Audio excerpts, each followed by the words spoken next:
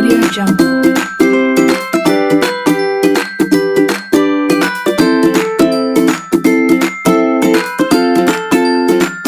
Audio Jungle. SD dan Punya Singaraja ini sudah berdiri dari tahun 2017 yang lalu. Sehingga ada banyak pertanyaan dari orang-orang tua, apa perbedaan SD dan Punya Singaraja dengan SD lainnya, khususnya SD negeri. Jadi perlu saya jelaskan bahwa secara akademik itu tidak ada perbedaan. Jadi tetap kita berpatokan pada apa yang diberikan oleh Dinas Pendidikan. Namun kita isi kelebihan-kelebihan yaitu di ekstrakurikuler. Jadi seperti 2 tahun yang lalu, di tahun 2018 kita sudah realisasikan banyak program ekstrakurikuler. Nah, kembali ke akademik, jadi untuk akademiknya kita mengaplikasikan kurikulum 2013.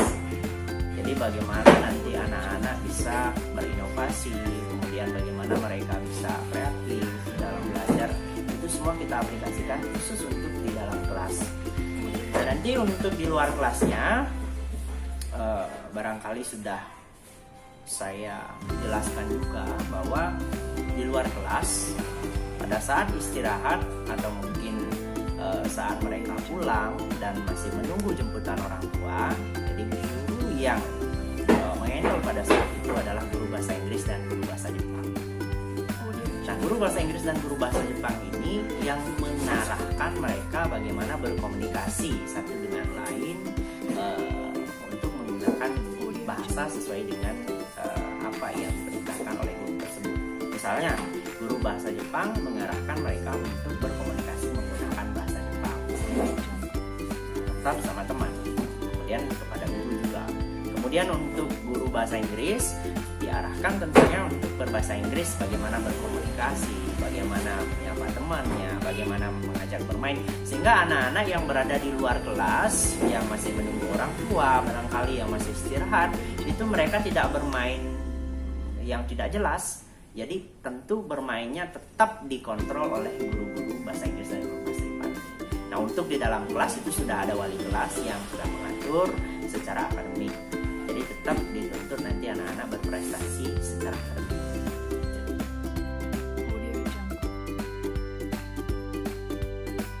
Untuk program ekstrakurikuler, jadi kita siapkan banyak ekstrakurikuler. Ya, di antaranya itu ada tari dan tabuh.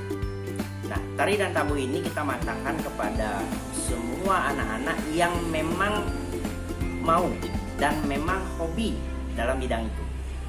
Sehingga di sana kita matangkan biar mereka memang benar-benar bisa mengetahui bagaimana taksu Bali melalui tari dan tabuh ini yang sesungguhnya. Jadi anak-anak kita ajarkan melalui guru-gurunya yang sudah profesional, itu baik menabuh ataupun tari yang baik dan benar, dari akemnya, kemudian dari gerakan-gerakan yang lainnya juga. Jadi, kemudian selain itu kita juga ada ekstra bahasa Inggris dan bahasa Jepang. Jadi yang tadi saya sampaikan mengenai anak-anak berada di luar kelas itu bagian juga dari ekstra, ya, yaitu ekstra bahasa Inggris dan bahasa Jepang. Bagaimana anak-anak berkomunikasi dengan menggunakan bahasa Inggris ataupun bahasa Jepang. Nah, kemarin ada yang bertanya, kenapa memilih bahasa Jepang, kok tidak bahasa lainnya? Nah, saat ini kami mempunyai kerjasama dengan Nihongo Gakkao dari Jepang. Jadi suatu lembaga pendidikan dari Jepang yang selalu memberikan bimbingan kepada kami di sekolah setiap 3 bulan sekali. Jadi beliau hadir ke sekolah untuk memberikan pembelajaran baik berkomunikasi, bernyanyi dengan menggunakan bahasa-bahasa Jepang. Sehingga kita memilih bahasa Jepang ini tujuannya nanti agar anak-anak tahu, siapa tahu ada yang berminat untuk bekerja di Jepang nanti setelah tamat SD, SMP, SMA, ya. Jadi bagaimana nanti mereka bisa berkomunikasi menggunakan bahasa Jepang dan belajarnya mereka berawal dari SD dan kuliah. itu harapan kami, dan itulah dasarnya kenapa memilih bahasa Jepang. Nah, untuk bahasa Inggris itu kita berikan pembelajaran secara umum, jadi bagaimana berkomunikasi yang baik, dan tentu kita menggunakan sistem penggunaan bahasa yang baik dan benar ya. Kemudian untuk ekstrakurikuler yang lain itu juga kita selalu berikan pembelajaran IT. Jadi setiap minggu kita selalu berikan pembelajaran IT. IT ini konsepnya adalah kita siapkan laptop. Jadi di masing-masing kelas itu mereka kita berikan secara berkelompok. Jadi bagaimana mengenal alat-alat yang ada pada laptop itu. Karena perkembangan zaman semakin canggih, tentu anak-anak kita berikan pembelajaran untuk mengenal lebih awal bagaimana sih teknologi itu. Nah, kemudian untuk pembelajaran yang lain itu kita juga ada ekstra pramuka. Jadi ekstra pramuka ini sudah wajib karena merupakan tuntutan dari pemerintah yang mewajibkan, dan di luar dari itu juga tujuan dari pramuka ini sangat bagus sekali, sangat mulia dalam membina karakter anak. Jadi kita memberikan pembelajaran karakter dulu dari awal biar mereka memang benar-benar bisa memahami pendidikan karakter itu seperti apa yang ada 18 karakter itu, bahkan mungkin ada lebih lagi selain 18 itu yang memang bisa kita aplikasikan dengan harapan anak-anak itu bisa menjadi anak yang berkarakter gitu ya. Kemudian kita juga punya yoga. Yoga ini tujuannya adalah untuk menyehatkan pikiran. Jadi anak-anak biar semuanya sehat secara jasmani dan rohani. Jadi itu tetap kita berikan yoga atau siraman-siraman rohani, kemudian gerakan-gerakan baik Surya Namaskar atau Chandra Namaskar. Tujuannya agar ya anak-anak semuanya sehat, terbebas dari segala penyakit. Kemudian ekstra yang lain itu kita juga ada ekstra musik ya. Musik kita fokusnya saat ini itu di gitar, piano, dan drum. Jadi 3 komponen atau 3 alat ini dulu kita matangkan. Alat ini kita matangkan biar memang benar-benar anak-anak bisa paham bagaimana cara mainnya, bagaimana cara menggunakan alat itu, sehingga nanti di kelas 5, 4, 5, 6 ini nanti kita akan siapkan agar mereka sudah bisa membuat grup band tersendiri ya, atau grup band sendiri, masing-masing kelompok kita akan buatkan grup band nanti biar bisa pentas pada saat perpisahan atau mungkin ada event-event tertentu yang bisa ditampilkan baik di sekolah ataupun di yayasan ataupun di lembaga pendidikan yang ada di yayasan dan dunia. Kemudian ada juga kita ekstra meja jahitan. Nah, meja jahitan ini khusus untuk anak-anak yang memang berbakat di bidang meja jahitan, baik membuat canang sari, membuat kelakat. Itu kita semuanya wajibkan kepada anak-anak yang memang benar-benar berminat. Untuk anak yang non Hindu itu kita juga berikan pembelajaran itu asalkan mereka juga berminat. Tapi kalau tidak berminat kita tidak paksakan gitu ya. Kemudian juga untuk ekstra pencak silat itu sudah berjalan dari tahun 2019 yang lalu. Jadi kita berikan juga pembelajaran pencak silat, bagaimana bela diri yang baik itu secara mendasar kepada anak-anak. Semua anak-anak kita akan ajarkan itu. Nah, kemudian manajemen ekstrakurikuler yang ada di SD Danupunia Singaraja ini adalah di anak kelas 1, pada saat mereka kelas 1, semua ekstrakurikuler yang ada di sekolah itu akan kita berikan mereka minimal mengenal dulu satu persatu ekstra itu. Jadi semua anak-anak yang kelas 1 kita wajibkan untuk mengikuti semua jenis ekstra yang ada di SD Danupunia Singaraja. Tujuannya apa? Melalui pendekatan atau melalui ekstra itu nanti kita akan tahu bakat yang mereka punya itu seperti apa. Kalau mereka berbakat nanti di bidang musik, bagian yang mana misalnya drum atau mungkin piano atau mungkin gitar atau mungkin yang lainnya. Jadi nanti kita akan amati selalu, kemudian evaluasi. Kemudian kalau mereka seandainya tidak berminat di bidang itu, kita arahkan lagi ke bidang yang lain, misalnya pencak silat. Kalau mereka sudah berminat di pencak silat, maka dari segi gerakannya atau mungkin dari segi kemauannya itu pasti tinggi. Nah, nanti baru di kelas 2 baru mulai kita pilah dalam artian mana ekstrakurikuler yang disenangi atau yang mereka suka, itulah yang nanti kita arahkan sampai nanti mereka di kelas 6. Sehingga tamat kelas 6 mereka sudah punya satu keahlian minimal.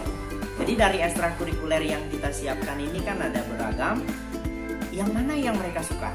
Nah, sejauh ini yang kita evaluasi itu anak-anak sudah sangat bervariasi. Hampir di seluruh ekstra ada anak-anak yang menyukainya. Jadi kalau saya bisa gambarkan sekilas, di pencak silat ada 5 anak yang memang benar-benar bisa, yang benar-benar suka. Kemudian di drum ada beberapa anak. Kemudian di piano juga ada beberapa anak. Itu adalah keahlian mereka yang barangkali dilatih pada saat pada saat mereka sekolah di SD dan kuliah, atau mungkin mereka sudah membawa keahlian itu jauh sebelum mereka masuk gitu. Sehingga kita hanya bisa mengarahkan agar mereka bisa bermain secara profesional. Nah, tetapi di luar dari itu juga pembelajaran akademik itu selalu kita utamakan. Jadi tidak hanya ekstrakurikuler saja. Jadi takutnya kan kami hanya dibilang atau mungkin kami dibilang sekolah yang hanya mengutamakan ekstra. Tidak. Akademik itu sangat kita utamakan. Bahkan itu menjadi porsi utama. Jangan sampai mereka pintar di bidang ekstrakurikuler, tetapi baca, tulis, dan hitung tidak bisa, ya kan? Nah, akhirnya dengan program home visit lah bisa menyelesaikan bagaimana baca, tulis, hitung anak-anak di kelas 1 pada khususnya itu bisa dimatangkan. Jadi kita juga punya program home visit. Home visit ini setiap bulan minimal sekali anak-anak dikunjungi oleh wali kelas. Jadi guru kelas itu mengunjungi anak-anak sekali ke rumahnya masing-masing. Dan sampai di rumah masing-masing itu guru hanya meminta bantuan kepada orang tua untuk menyiapkan tempat. Tidak ada bayaran dan tidak ada hal lain yang dibutuhkan oleh guru, hanya tempat. Jadi bagaimana anak-anak nanti bisa belajar dengan baik bersama gurunya. Jadi satu persatu anak-anak akan didatangi ke rumahnya masing-masing. Nah, kenapa satu persatu? Kenapa tidak dijadikan satu kelompok di salah satu orang atau di salah satu tempat atau di salah satu keluarga? Tidak, karena home visit ini kami tujuannya untuk mendatangi anak dan orang tua secara langsung. Bagaimana keadaan mereka di rumah, kemudian bagaimana komunikasinya dengan orang tua. Jadi dari sana kita bisa evaluasi kalau anak-anak mungkin kemampuannya kurang, mungkin karena lingkungan atau mungkin karena komunikasi atau mungkin karena memang pengetahuan anak yang masih perlu dibina sehingga bisa menjadi lebih pintar lagi dari sebelumnya. Jadi kami mengunjungi siswa itu secara langsung dan satu persatu akan dikunjungi oleh guru. Jadi dengan harapan anak-anak bisa kuat nanti belajarnya, ya. Jadi di sana guru akan lebih tahu bagaimana kemampuan si A ini, bagaimana kemampuan anak ini. Ya, ketika guru itu datang ke rumahnya, maka satu, guru akan mampu akrab dengan orang tua. Dua, guru akan mampu akrab dengan anak-anak. Nah, begitu juga sebaliknya. Dan keluh kesah dari orang tua itu bisa tersampaikan atau bisa disampaikan kepada guru dan guru akan menyampaikan kepada pimpinan. Dan tentunya pimpinan akan menindaklanjuti segala keluh kesah dari orang tua itu. Begitu. Sehingga sekali lagi kami tidak hanya mengutamakan program ekstrakurikuler, kami juga sangat mengutamakan program akademiknya. Karena tujuan kami ke depan sesuai dengan visi misi yang sudah kita rancang itu bagaimana anak-anak bisa berprestasi secara akademik maupun non akademik. Untuk saat ini kita sudah membuat ruangan khusus untuk anak-anak bagaimana mereka bisa menikmati atau melaksanakan ekstrakurikuler itu dengan baik. Nah, tempat yang sudah kita bangun ada lahan atau lokasi untuk mereka mengikuti ekstra pencaksilat, kemudian juga lokasi untuk mereka bermain musik. Jadi kita sudah bangun studio sekarang, tetapi ya studio yang masih mini ya, jadi masih minimalis yang cocok digunakan untuk anak-anak SD. Jadi ruangan yang kita buat atau kita kemas itu semenarik mungkin, jadi biar anak-anak nyaman berada di dalam kelas. Dan di luar itu juga sekali-sekali guru tetap memberikan pembelajaran. Wali kelasnya tidak hanya mengajar di dalam kelas, Audio Jungle. jadi ketika ada pembelajaran mengenal alam, kemudian mungkin ada yang di dalam pelajaran itu mungkin ada mengenal tumbuh-tumbuhan, atau mungkin bagaimana membuat membuat kacang itu menjadi kecambah, kemudian menjadi yang lainnya, itu mereka tetap diberikan pembelajaran di dalam kelas ataupun di luar kelas. Jadi tidak monoton di dalam kelas saja wali kelas itu mengajar, di luar kelas juga. Jadi indoor dan outdoor. Untuk konsep SPP di tahun 2020 dan tahun 2021 ini, atau tahun ajaran 2020 dan 2021 ini, kita gunakan sistem dana punia ya. Dana punia ini dalam bentuk kuesioner yang kita buatkan.